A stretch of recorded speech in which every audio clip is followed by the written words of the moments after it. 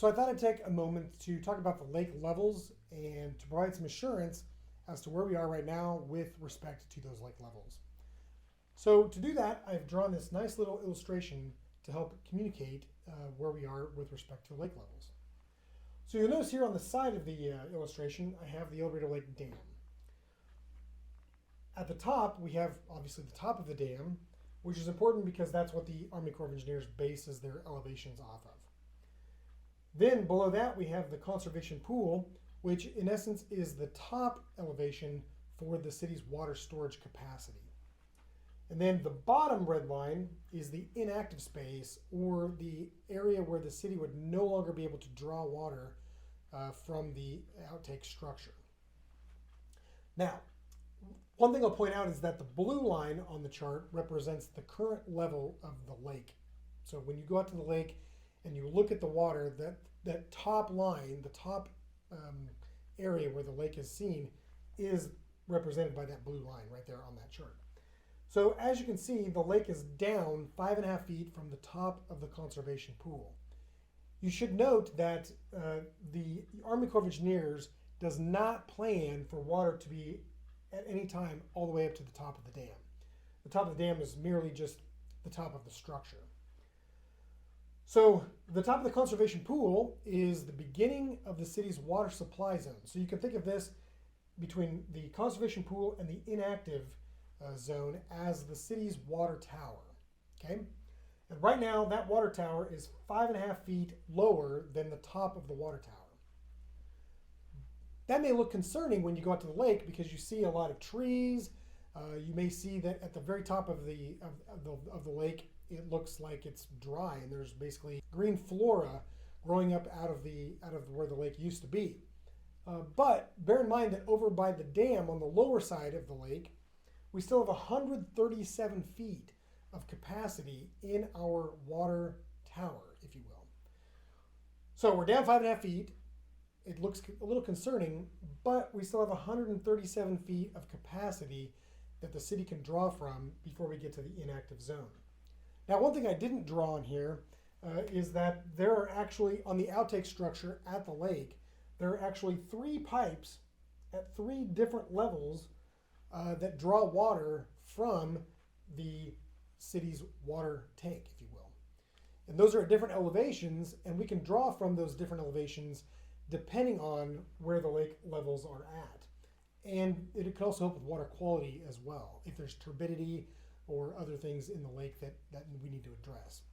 So bottom line is the lake is down, but we have plenty of capacity, and it is something that we monitor pretty regularly to determine if we need to change the outtake structure that we're drawing from or what we need to do.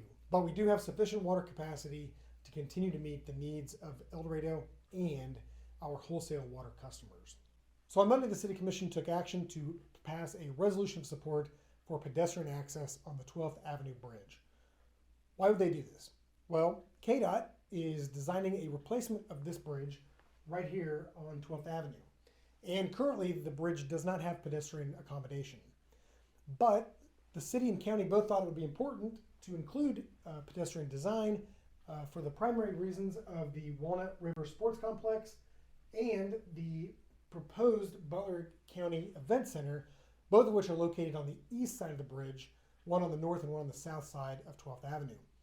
Because these will both be amenities that could draw people to the area, as well as draw pedestrians to that area, we want to begin to plan for pedestrian access, not only on the bridge, but also to these facilities.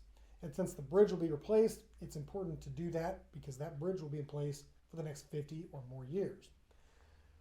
So basically the city's resolution of support says that we support pedestrian access and that we are committed to doing our part to facilitate pedestrian access from the current end of the bike path, which is over by Jason Drive, all the way to the bridge and even beyond, connecting with those 2 amenities. The county commission has also passed a similar resolution of support showing that both local governments support access to the bridge from a pedestrian and biking standpoint. So we'll continue to keep you updated as that project moves forward. It won't be let for a few years, but it's important to keep the community's interests in mind as we interact with KDOT on these types of projects. The second thing I'd like to talk briefly about is the Prairie Trails Agreement that was adopted by the Commission on Monday. This agreement will provide some level of public support to the golf course as a means of assisting the golf course with its operations in an attempt to ensure that the community continues to have a golf course. Some of the incentives that are included in that include property tax accommodation, as well as free water, and some additional capital expenses that the city will reimburse the current property owner. Although it should be noted that both the property taxes and the capital investment by the city will be capped at $50,000 on both of those two things for a maximum of $100,000. The free water will be up to $10,500 in value and will provide the golf course with an opportunity to water the course to keep it in good condition. The city reserves its right of first refusal so that if the current property owner decides to either discontinue its operations as a golf course or decides to sell it, the city would have the ability to exercise its right of refusal and purchase it to ensure that it continues to serve the community as a golf course. So we will continue to have a golf course serving the community. Finally, the last thing I'd like to talk about very briefly is the Commission also approved an agreement for professional services to look at designing stormwater improvements on Gordy Street. As part of the Central Avenue water main replacement project, the city has included in that stormwater improvements that will help with the downtown drainage issues that we've experienced with significant rain events.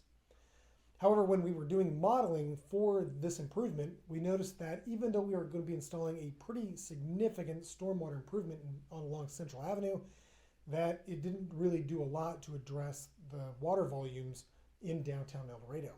So one of the things that we started looking at is other improvements that could be done that could help reduce the amount of stormwater on the street surface.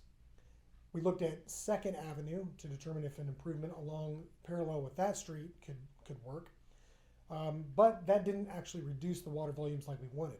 So then we looked at Gordy Street as another potential opportunity to reduce those flows. And the model demonstrates that by making an improvement along Central Avenue as well as Gordy Street, we will actually have an improvement that will reduce the amount of water on the surface quite significantly. So the City Commission has authorized the design of those improvements along Gordy Street to get them ready for bid. Although it should be noted that this is only the first step in the process and that the City Commission will have to authorize the project before it is let to construction.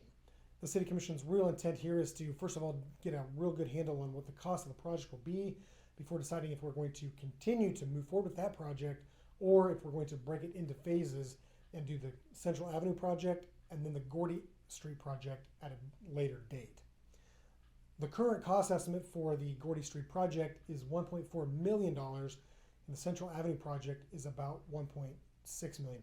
So they're both very significant in terms of cost, and it may make sense to do them all at once, but it also may make sense to break them up into phases and do them over a couple of years. So stay tuned for that as we look more into this project and determine what the course of action will be for the downtown community. Well, that's all I got for this week on Things to Know. Have a safe weekend, and we'll see you next week.